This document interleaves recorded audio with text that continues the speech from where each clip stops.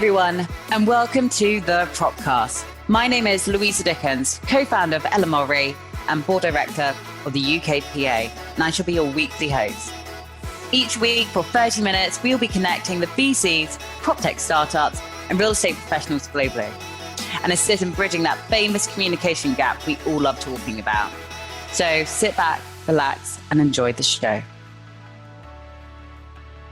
Hi, everyone, and welcome back to the Propcast, and this is season 5. Today, we'll be exploring the unhidden truths of prop tech Asia, and who better to chat through this than with Jordan, who is Director of Prop Tech JOL Asia, and Helen Lam, Head of Innovation and Development Practice at Lendlease Asia 2. So welcome to the show, guys.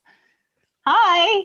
Yeah, thanks for having us. It's good to be checking in as we end our day here in Asia. Thank you. Thank you guys for joining me at this time. Like many of you listening, you might wonder what is happening on the other side of the world within prop tech. We might be wondering, how do you launch out in APAC? Are they seeing similar trends, areas of adoption, barriers? So we'll be speaking about all of the above in a moment. But first, let's give introductions to today's guests. So Jordan focuses on solving challenges in real estate at Jones Lang LaSalle through the creation and deployment of property technology platforms for the Asia Pacific region. Working through both internal and external stakeholders, he guides the exploration of how technology can positively disrupt built environments. Since joining Jones Lang LaSalle, he has worked as a workplace strategy and change management consultant for many of Jones Lang LaSalle's largest global clients. His time spent working across Asia, the US, Australia strengthened his cross-cultural communication skills and ability to localize the application of global strategies. In addition to his professional endeavors, Jordan is development director for HK Walls, an internationally recognized non-profit street art festival that is transforming Hong Kong neighborhoods into galleries of public art. The intersection of these two passions creates the opportunity to inject creativity into even the most traditional organizations. So welcome today, Jordan. And now we also are being joined by Helen. Helen is currently juggling several roles, obviously one being a global lead in the industry, an MBA student, but also a mother of 3 kids, which I hear are under 5 years old. So as we said briefly, we spoke before, I'm already in awe of that. Helen has over 19 years of experience in property development and management across urban regeneration projects across Australia and Asia.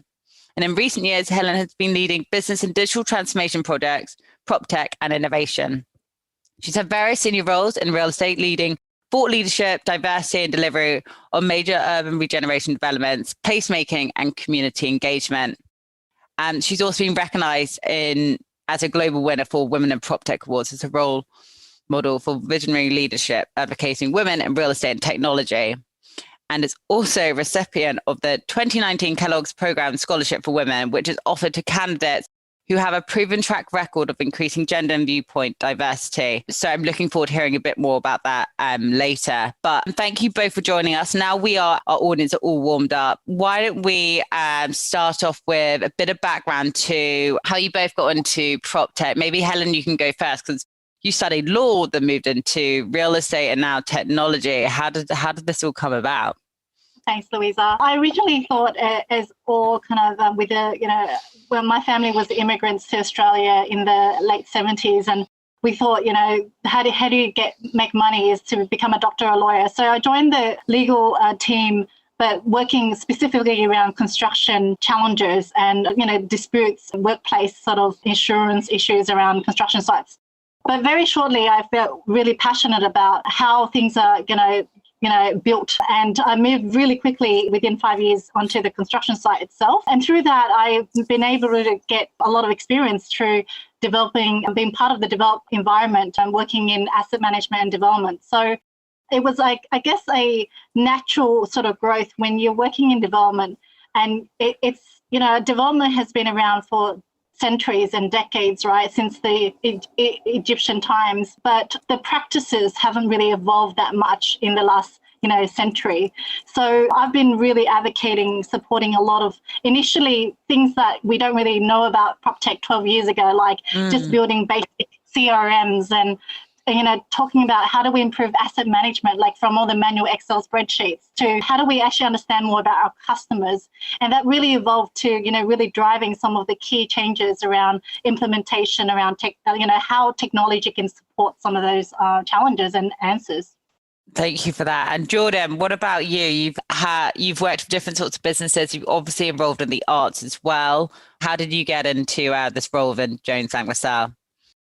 I mean, I could tell a really a long tale about one thing leading to another, but the reality is most of my career has been centered around rethinking process. And so the natural evolution of that, when I joined JLL, it was to rethink workplace. I was a workplace strategist, and we were helping guide clients about how the sort of functional design of a workplace can help shape the outcomes that they want, right? Thinking of the workplace as a productivity tool rather than just a space. But while doing that, the reality was I was being a real pain in the ass to JLL internal leadership. I was constantly sending, notes about, hey, we need to be watching this tech. We need to be, the advice we were giving our clients, we weren't necessarily adhering to ourselves. We weren't turning a blind eye to, and we weren't willfully ignoring. But sometimes you just need to shine a light on that. Hey, we're telling our clients this. Our research is indicating this. We need to be applying it back. And very fortunately for me, I mean, there's probably plenty of bad stories where people have done the same thing with good intentions and it not been well received. But the leadership at JLL here in Asia recognized that those good intentions were really just that they were good intentions. And so I was asked to sort of consult back into the business and take a technologist viewpoint when advising the executives here in Asia about, why we might take a deeper look at this. And really the other big thing is that you have to manage in companies as big as JLL, as big as Lend-Lease, we get a lot of attention, and not, a lot of times it's for the best reasons, but a lot of people don't actually know why they want to talk to us other than they've heard of us, right? So I'm sure Helen will say the exact same thing, that we get a lot of cold sort of approaches. And when I say we, I don't mean Helen and Jordan. I mean everybody at JLL with any specific title, everybody at Lend-Lease with any specific title gets a lot of cold pitches. And so a big part of my job is sifting through that and saying, actually, we may have something worth paying attention to here, rather than just, trying to field every person or every startup or even every big potentially enterprise that wants to work with us because they know of us and they have an idea what they think our reach or a checkbook or our influence is. It's interesting what you were saying about, the senior partners, the senior management being on board and kind of recognizing what the full potential, what you can unlock in your role. I'm seeing a lot of HR or mandates now finally getting signed up to hire more people like both of you into the businesses and in full-time roles, because I'm sure you've seen, and whether it's Lend-Lease or Jones Lang, you probably have innovation champions who are doing their day-to-day role, but then also spending 6 hours a day a week looking at the innovation side. Now I'd love to hear a little bit more from both you and Helen. What digital products are Lend-Lease working on or building out? There's obviously a massive Contech is massive. What are the sort of main areas which Lend-Lease are focusing on?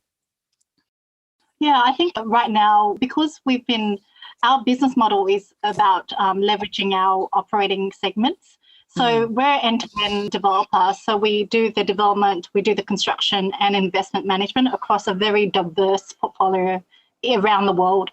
So when it comes to targeted gateway cities on underpinning some of our projects, it's infrastructure, it's urbanization, it's retirement living and the aging population. It's how we approach it, from a sustainability angle, and then of course the technology side. So when it comes to some of the focus areas, if you think about COVID today, these businesses and corporates such as Lend-Lease really needs to consider our approach and our role to society and our environmental impacts. So what we've seen is companies are really refocusing on what their competitive advantage is rather than just reducing costs or introducing new technology. And some of those outcomes that if you were to say, what are we focusing on, is about how do we support the communities? How do we engage in more partnerships and stakeholders? How do we understand more about what our, our customers and our occupiers and our investors' needs are? And then, when it comes to technology, how does that empower, an organization such as ours to deliver great places, to deliver better workplaces, to deliver purpose to the community? And what underpins that is how we also drive placemaking in our projects, which is a huge focus of our updated purpose and strategy. And so that's a start. The other areas around sustainability is on the huge agenda for us. We've recently committed in a 1.5 degree aligned company underpinning 2 major aspirational but achievable carbon targets. We want to be net zero carbon by 2025 and absolutely zero carbon by 2040, which is really also inspirational when you're actually part of an organization with that sort of motivation to drive change. And then locally in Asia, we're really focused around imminently launching our digital podium platform, which is a $40 million investment in a product development center focused around the end-to-end life cycle platform of a project from construction to asset management and delivery. And Jordan, I guess from agency sort of standpoint, is Jones Lang LaSalle taking a similar sort of angle, looking at digital products, or are you looking sort of externally, building it internally?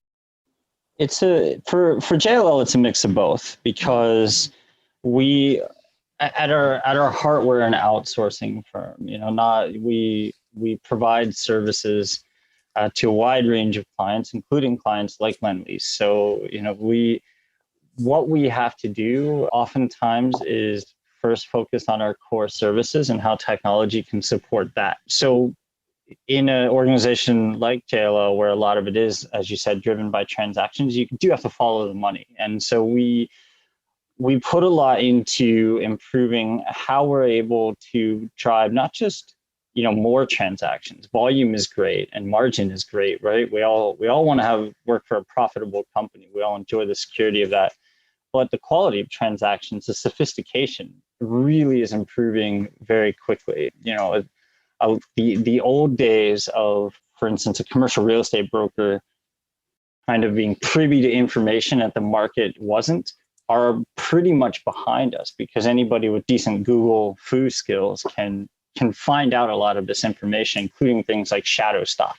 There's that veil of secrecy that existed between asset holders and those seeking, the tenants. It's much more thin than it used to be. So of course, we're trying to make sure that technology supports better analysis and more sophisticated transactions. But then on the other side of it, here in Asia, we have over 30,000 staff that are doing like more of the facilities management. So we use 2 terms that the market kind of uses interchangeably: property management and facilities management. Facilities management for us is occupied space, and property is like the asset itself, the core and the sort of main parts of buildings.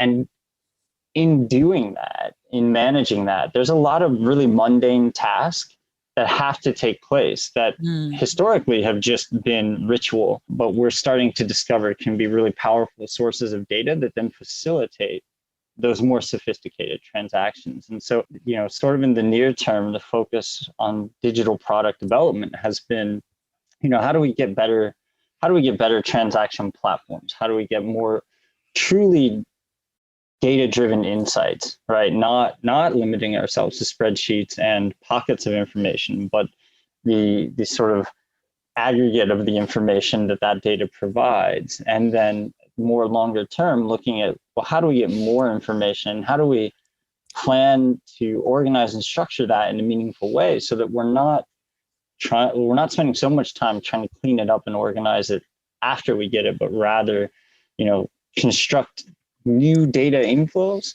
that then just sort of automatically support that transaction side of the business. And by marrying that short-term destination with the long-term destination through digital product planning, we'll get to see a nice rebalancing, or hopefully see a nice rebalancing of where those priorities lie between the management and the transaction side of things.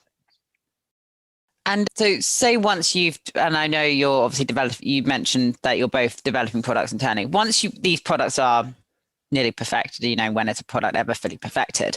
A question I often get asked is, especially within larger real estate businesses, how do you sort of promote a culture of innovation or, stimulate these different ideas, but also adoption to use these products correctly within the business? Helen, I know you're involved in this and no doubt sort of championing this. Have you got any sort of tips for our audience? It's a really good question, just because it's something that's really real. And whilst everyone talks about current COVID accelerating adoption and whatnot, I believe that the fundamentals of those challenges around how do we leverage technology to actually have tangible outcomes and performance that is really, really measurable, but enables the end users to understand how to use it is still really real. I'll give you an example is that, we've been trying to push technology to kind of eliminate some of the carbon on some of our projects from a construction perspective. And, you can think about it from a macro perspective, that would be fantastic, because if we can pilot and do it well, then we can scale it, but also be a bit of a leader around first elimination of carbon. But when it comes to implementation, there's also the tactical rather than strategic and micro outlook. Like the response will be, do we have the budget, or does this, help us make money on the project? Or, like right now, that's not in the supply chain plan. And I think those challenges of thinking macro with micro in how we deliver and sort of make use of some of these technology is still a real challenge. And I think, that's not an easy fix for tomorrow, but it's also embedded. How do we change and convince? And also, like, not everyone, so there will be macro thinkers and there's micro thinkers, and the job right now is to pull both of them together to actually tangibly deliver the micro sort of projects, but have the macro view. And I think that's essentially 99% of my job sometimes. Oh, God. And Jordan, have you got anything to add to that, or any sort of techniques or ways you've sort of worked in doing that within Jones Lang LaSalle? Well, for me personally, the thing that's been highlighted the most is we've been distributed in our working, right? So I'm talking to you from my home right now. And the thing that's become very apparent to me over the last year is we spend so much time trying to prevent duplication of work that actual work never gets started. Now that cannot be limited to a JLL. I think a lot of companies really end up doing that. Everyone is so concerned about duplicating work, but what we're finding out as I continue to work on different projects, that we by encouraging duplication of work, you get through the sort of iterative process of developing great things faster. So the biggest, I guess, actionable piece of advice I can give anyone in any of this is don't be afraid to duplicate work, because Helen's doing her MBA and my girlfriend's doing her MBA. And one of the biggest lessons I got out of when I did my MBA wasn't any specific course. It was about going through a process of elimination. When you take the GMAT, they teach you to take it through a process of elimination. And so by having people duplicate work, even though it feels like wasted resources, that process of elimination or finding those common threads is so much faster that you're not actually, like, the opportunity cost is more than offsetting because you recoup that. So that's really a big one for me, is the sort of aphoristic way to say it is like, oh, try by doing, fail fast, learn fast. No, just do, and just do in pockets and then come back together. That's what's been really effective, especially I think for me in the last 8 months. We really aggressively, with one particular project, did that. We would work in silos, which has been a dirty word in the industry for so long. We would work in silos and then come back and compare notes. And when you look at one of the biggest things in the world, right? The most impactful thing of 2021, unless something absolutely crazy happens, is going to be the vaccines being rolled out around the world. All of those were developed in isolation, but not without comparing notes between even rivals. And so that same kind of thinking, that urgency, and that just instinct to act when something is almost existential is really what drives progress, more than sort of sitting back and waiting until we find the sort of what we think is the smoothest path, right? And so that's really been, I guess, a bit of an epiphany for me now, almost 3 years into doing this work. Yeah, and I'm sure it's a lot more to learn. There's definitely something said for sharing our ideas and caring and comparing sort of notes. This kind of leads me on to sort of my next question, and this one's it's one for both of you, but Helen, you might want to sort of go first. I've spoken in previous seasons about diversity, and obviously, Helen, I know one, you're leading women in this space, but also an advocate for diversity, and you're in construction, and we can call it contact, work for Lend-Lease.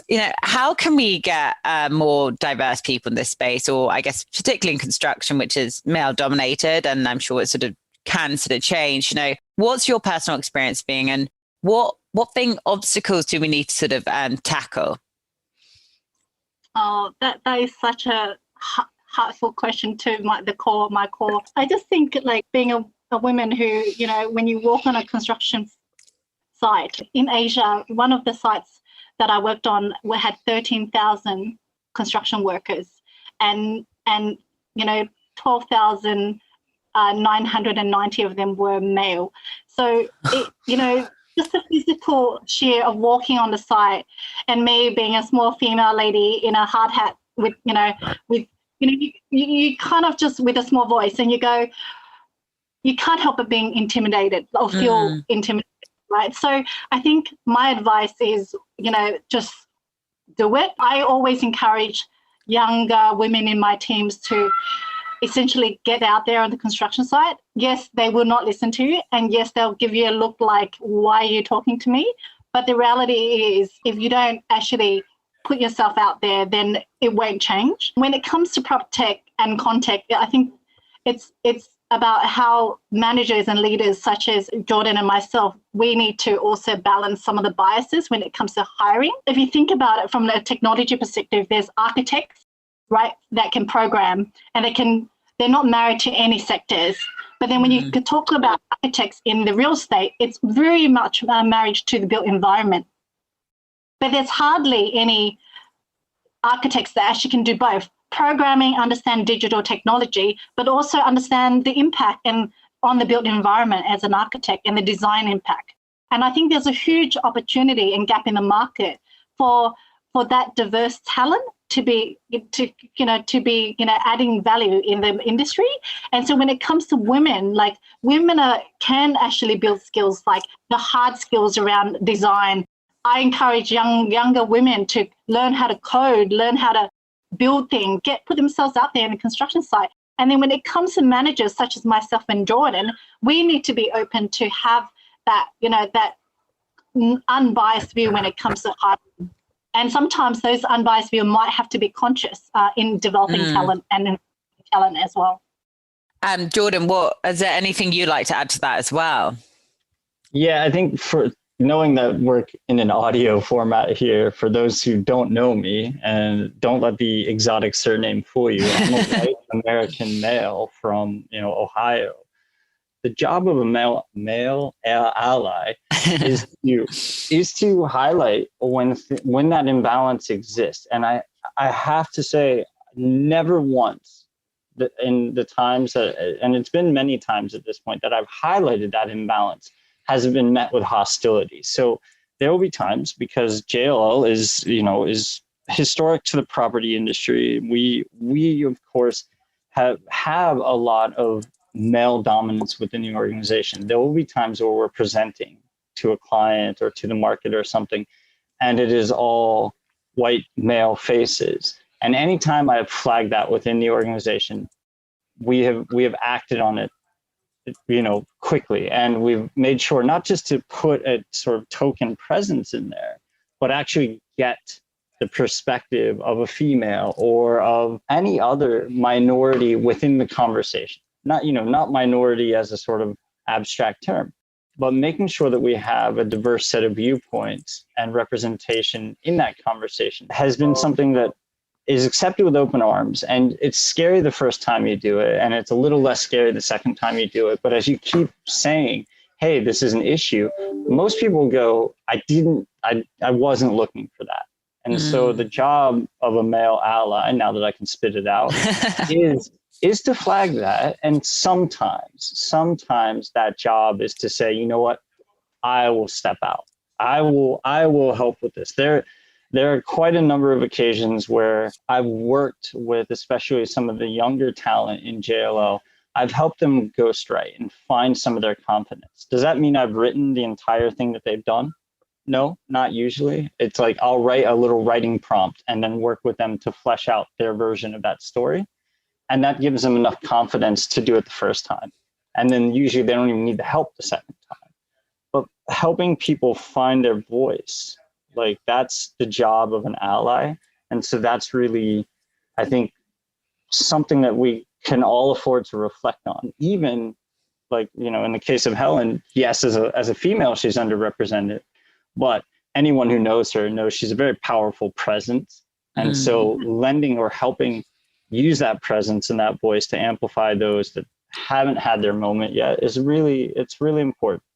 Yeah, no, I echo that. At Murray, we're kind of going into businesses and giving presentations on basically exactly what you said about giving, you know, the more junior talent, you know, a voice, you know, looking at this, the grassroots level, going into, we're doing talks with universities as well to sort of show the different avenues they can go down and different, all their sort of transferable skills, and also listening to them about what's their interpretation of real estate and sort of technology, what do they see as barriers, but also what do they need to learn about and what do they need to build on. But yeah, I think it's important to look at these sort of diverse shortlists, you know, but like you said, you know, everyone, you know, every hiring manager, every business taking accountability for whoever they hire as well. But there's, as you guys both said, there's plenty of things that we need to address.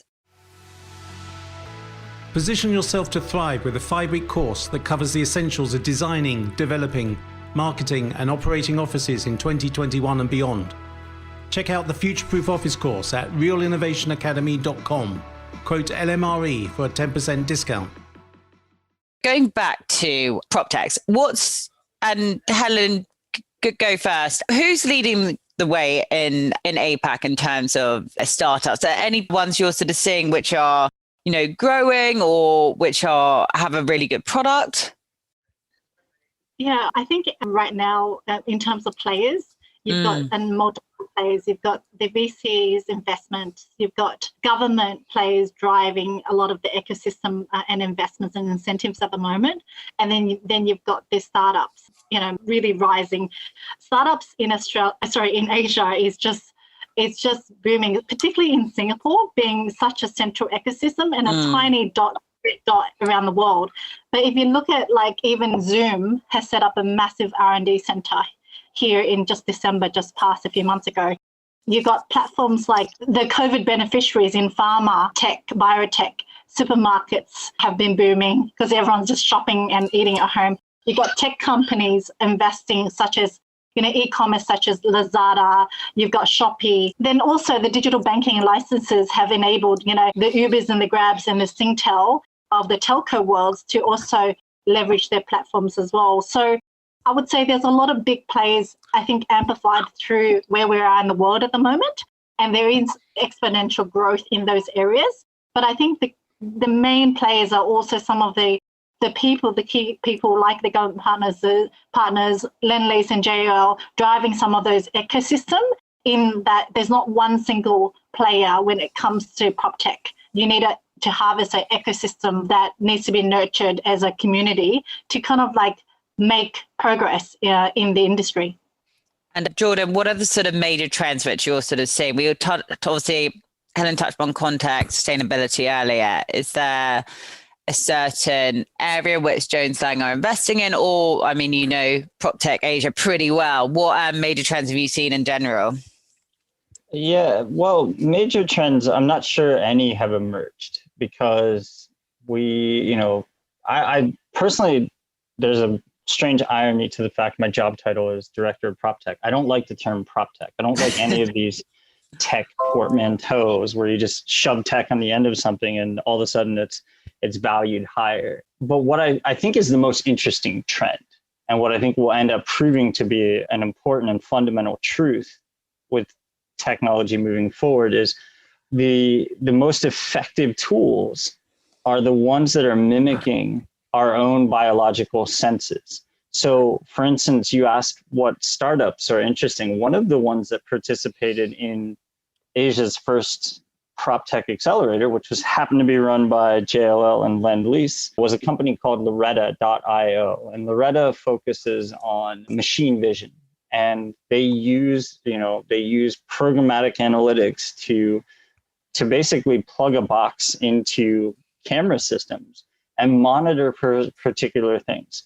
A human with 30 monitors in front of them can look and try and flag something when it's really sort of an egregious violation. A machine plugged into those same 30 monitors can notice the most subtle of things. And that is mimicking human senses, right? That's mimicking vision and awareness and alertness for a particular thing. I think I read not long ago, but I can't remember when I read it, MIT had done some analysis around being able to analyze the sound of a cough and diagnose whether the person had COVID. And so again, you think about these are senses refined over millions of years of evolution. We should be trying to, the term in the industry is biomimicry. But instead of engineering these sort of unitask or purpose-built tools, I think the most interesting trend is where we're taking human senses and then applying computing specifically to look for certain things using those senses. So you only need one camera system, and you can have a series of smaller programs or boxes or servers on the cloud running and analyzing for specific things and alerting the right parties.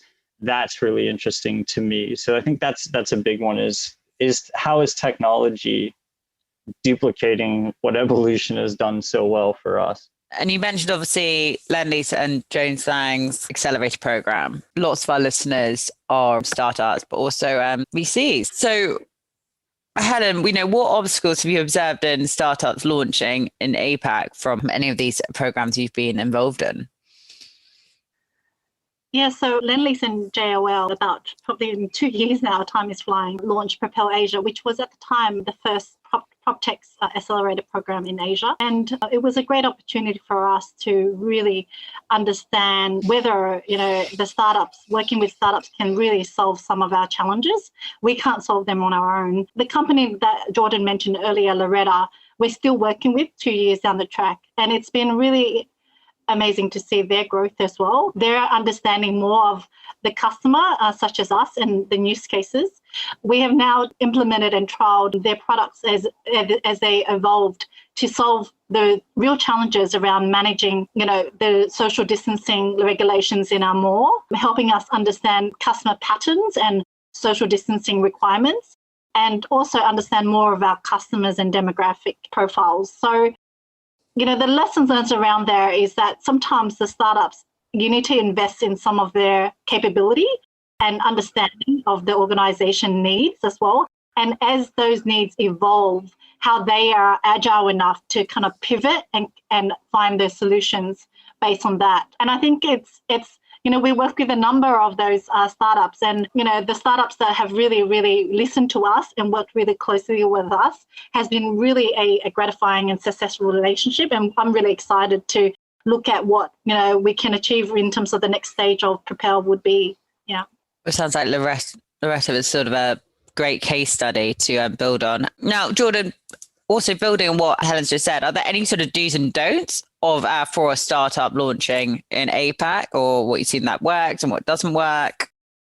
I think a big don't try to simply replicate a model that's been applied, say, in North America. So it's easy to look at Silicon Valley success stories and want to then just duplicate, not necessarily even the product, but the trajectory that they've followed. So in terms of venture capital, going through this fundraise, that fundraise, and that fundraise, conditions are so wildly different and challenges are much more diverse, not necessarily more complex, but much more diverse in Asia. So in between Singapore, where Helen's is right now, and Hong Kong, where I am, we have 5 official languages, right? We have Mandarin, Cantonese, I think Tamil and Bahasa, and of course, English. And so that's already a couple more than North America usually has to reconcile. And so addressing those type of challenges and understanding that your reach, you could go out, you could stick with Mandarin and you could go after China, but it's a very David and Goliath challenge. You can then, go the other way and try to have something that's more universal to adopt across Southeast Asia, but that's a much longer burn. And so I think when you're starting to look for advice, that's where you can look to someone like Helen or myself, who has a sort of holistic view of this geography, and then think about, okay, how should my strategy shape up? Because, simply going around and asking for money, yes, capital always helps. Capital makes a smoother path, but kind of calling back to what I was saying earlier about not being afraid to sort of duplicate work, it's not always the right path. And that right path is something where you really want to look to people who understand the industry holistically, but aren't entrenched in it. And again, that goes back, you're talking to someone who was a lawyer and moved into, managing innovation for a big developer. You're talking to someone who was a process engineer who ended up working for a big property firm. We are bringing external perspectives, but our job is to understand the landscape, to use Helen's term, at that macro level first. And so the other big piece of advice is, who you think your customer is probably is not. Even though you're solving a problem they have, they may not be the customer who's going to foot the bill for that. And so a great example is in that world of property and facilities management. You can pitch that all day to, say, just a sort of traditional landlord, which in many cases in Asia, what we define as a traditional landlord is one small part of a much bigger conglomerate. And so they don't actually manage their assets. They outsource that to companies like JLL. And so you're trying to pitch to their team to get them to take some tech that helps the management process be better, when in reality, you should be talking to the people who are actually managing it and figuring out how you are able to fold that in their very narrow margins. Or if you're talking more along the lines of, say, Contech, right? Construction is not always the most lucrative business, but where a lot of money or a lot of margin is there to be played with is the underwriting of construction projects and how funds are dispersed across those projects. So maybe instead of talking to the construction companies, you should be talking to the banks, right? Or you should be talking to the insurance companies. And that's where, again, I wouldn't have been able to answer that question in this way even 2 years ago. But that's becoming more and more apparent to me, is that even the people you're designing the tools to support won't necessarily be the ones to make it commercially viable. God, so it's basically doing a hell of a lot of research, talking to everyone. Must be quite disheartening thinking that the person you're speaking to isn't the right person. For everyone listening into this, I'm obviously Ella Murray, we're expanding to APAC, and Jordan was one of the first people I spoke to ask for advice about the strategy, the plan, who to speak to. And so I think it's so important to, put feelers out, then talk to everyone, which you can, and thought leaders in the space as well. Unfortunately, we're coming to the final part of the Propcast. Now, we're trying a new thing with season 5, and it's called ending it with the LMRE part. So L for lessons learned, for, mention anyone or product or service. R is for any regrets in career. That sounds pretty cynical, but it's, I think, meant to be taking something good from it. And E is, what are you most excited about for the future prop tech? So we'll break it down. So maybe Helen, if you could start with, L part, the lessons you've learned in your career. The lessons I learned in my career. I think the key lesson, as Jordan mentioned, is that you always don't start to label yourself. I think society forces us, put a lot of pressure on us to label ourselves. We're an architect, we're an engineer, we're a lawyer, or we're a building manager. And I think that the world as it is now is that we need to be very, very agile and remain open in terms of what you can be or what you can evolve your skill sets and to be, and what kind of roles that you can what projects and roles that you can drive that doesn't necessarily tag to who you are. And that's my key lessons that I've learned that has enabled me to have great experiences across different roles in the industry. Well, thank you for that. And Jordan, mention anyone or a product or service that you would like to give a shout out to. All right. So I have to mention a scrappy little startup out of Singapore called Geometrid. I'm going to let everybody look them up and make their own decision, but I've really been impressed. One of the things Geometrid's doing quite well is they're designing their processes to work. I mentioned before 4 languages. There's probably even more when you get onto a construction site, which Helen can speak to even more. So how do you universalize processes that converts every action they have into meaningful data? Geometrid's doing an amazing job of that. I would be remiss not to shout out our old friend, Jack Fitzgerald, who was with Lend-Lease and has moved over to Hitachi. Certainly one of the sort of elder statesmen, I'm not calling him old, but one of the elder statesmen of prop tech here in Asia. And just the last one is Julian Kwan and the team at InvestaX in Singapore. I have been historically bearish on tokenization and sort of digital securities. I know it's coming, but I know that it's going to be important. Being the impatient sort that I am, I don't think it's coming fast enough. But those guys, while a lot of people are just trying to ride the wave of hype, they've kept their heads down and are really doing some meaningful and important work in the space. And so I think they're one to keep an eye on as well. Awesome. Yeah, listeners, check them out. And Helen, any regrets in your career? I feel like it sounds pretty cynical. I don't mean it in a cynical way. I have a lot of regrets around not starting my own startup earlier around prop tech myself. And I see a lot of opportunities now, and I think better late than never, but I definitely watch this space. It's very interesting times. Awesome. And the final part, Jordan, big question. What are you most excited about in the future of your most hated word, prop tech? Believe me when I tell you that's not my most hated word. You know what? It's funny, and I really feel quite privileged that you're kicking off season 5 with this conversation, because I spent most of 2019 talking about prop tech, talking about technology and the impact on the industry. Spent most of 2020 behind a desk, not doing much public speaking or any sort of external engagement like this, because I felt like that I didn't have anything different to say. Everyone was talking about the future of the office, but you don't need to be an expert. You just need to be somebody who's used an office and experience the same thing the common experience we've all had through the last year.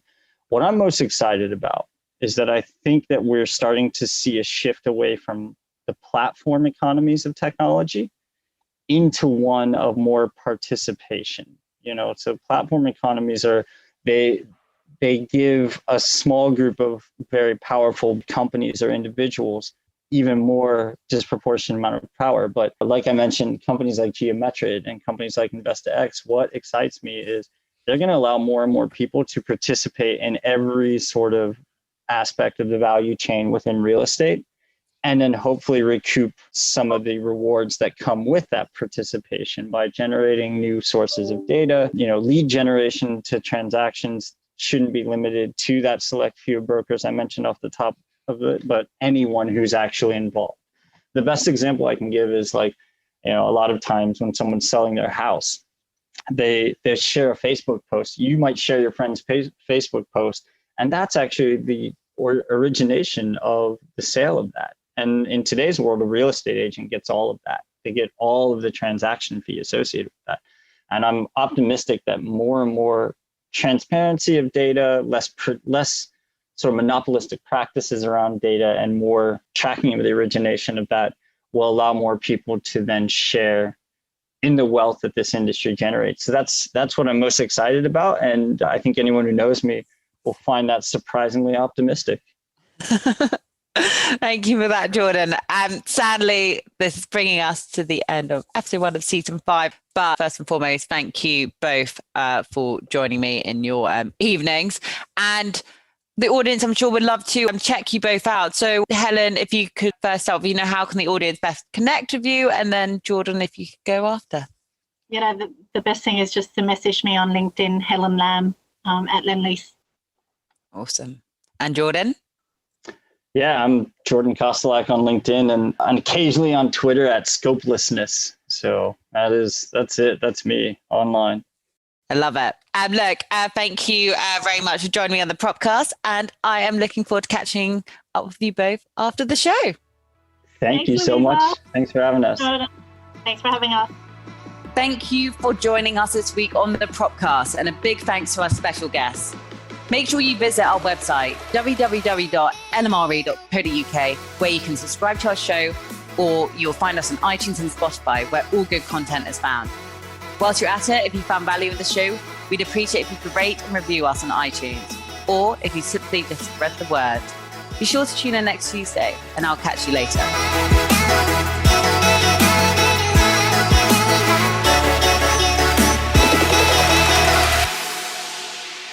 Hi, this is Nelson from Property Quants. I'd like to invite you to join our Introduction to Data Science and Machine Learning for Real Estate seminar. To learn more, visit propertyquants.com/seminar and use special code LMRE20 on Eventbrite for a discount. You're listening to a podcast company podcast. This was made by Podcast Syndicator, where we help you go from start to grow to making money with your podcast. Let us help you share your message and your voice with the world.